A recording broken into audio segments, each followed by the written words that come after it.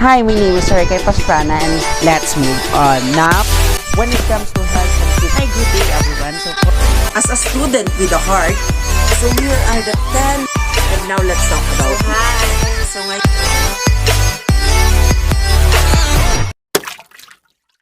Good day everyone, my name is Ricky Pastrana, and for this video, let's talk about badminton. And let's start in brief introduction or brief history. Badminton history. A variant of earlier game of battledore and shuttlecock. Battledore was an older term for racket. Its exact origin remains obscure. The name derives from the Duke of Beaufort's Badminton House of Gloucestershire, but why or when remains unclear. As early as 1860, a London toy dealer. So what is badminton battledore? An 1863 article in the Cornell magazine describes the badminton as battledore and shuttlecock played with side across a string suspended some 5 feet from the ground. The game may have originally developed among expatriate officers in British India, where it was very popular by 1870s. Ball badminton, a form of the game played with a wool ball instead of a shuttlecock. Early on, the game was also known as Puna or Puna, after the garrison town of Puna, where it was particularly popular and where the first rule for the game were drawn up in 1873. By 1875, officers returning home had started a badminton club in Folkestone. Initially, the sport was played with sides ranging from 1 to 4 players, but it was quickly established that games between 2 or 4 competitors worked the best. And now let's talk about the equipment and facilities of badminton. First one is the racket. Badminton rackets are lightweight, with top quality rackets weighing between 70 and 95 grams, or 2.5 and 3.4 ounces, not including the grip or string. Next one is the shuttlecock. A shuttlecock, often abbreviated to shuttle, also called a birdie, an open conical shape. The cone is formed from 16 overlapping feathers embedded into a rounded cork base. The cork is covered with thin leather or synthetic material.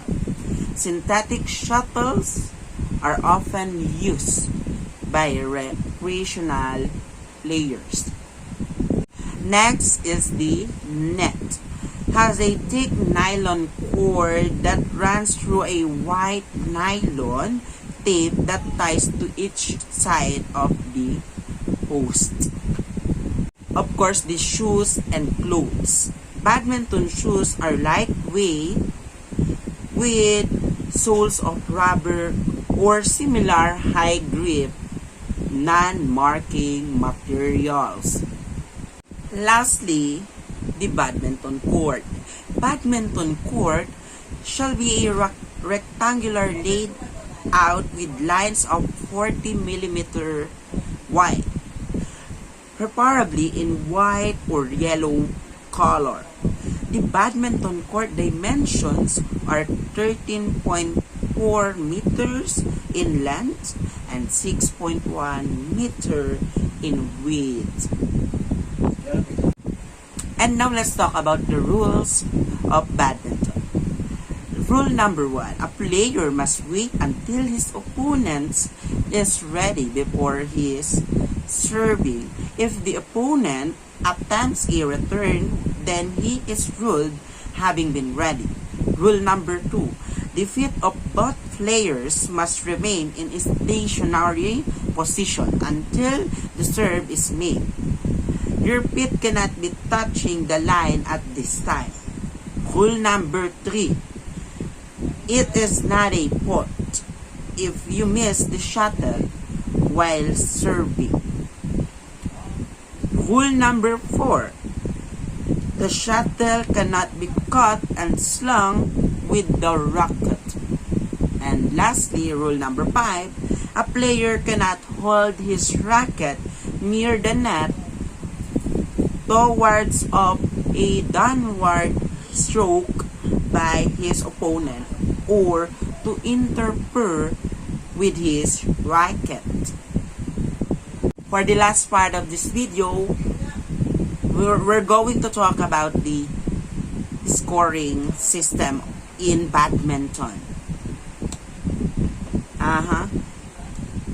A match consists of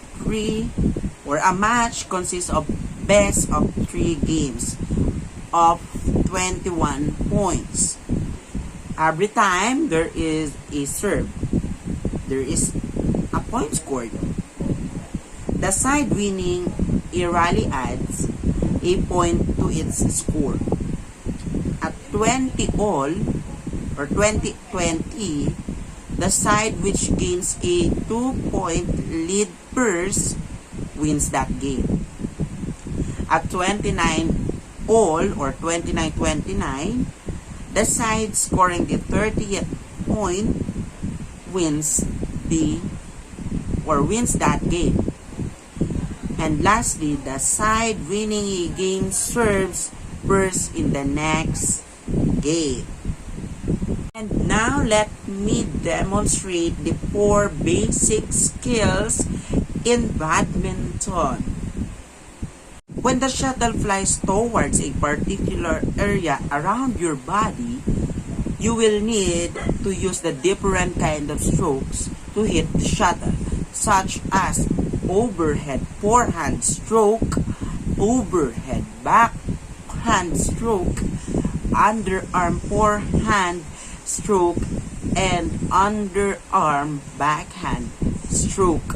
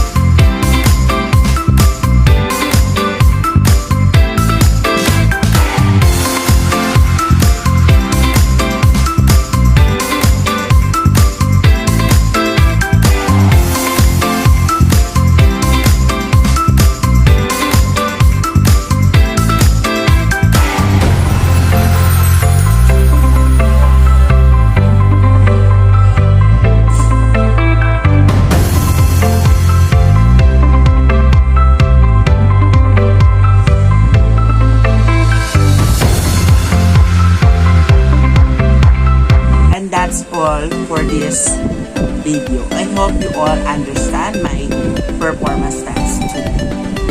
See you all next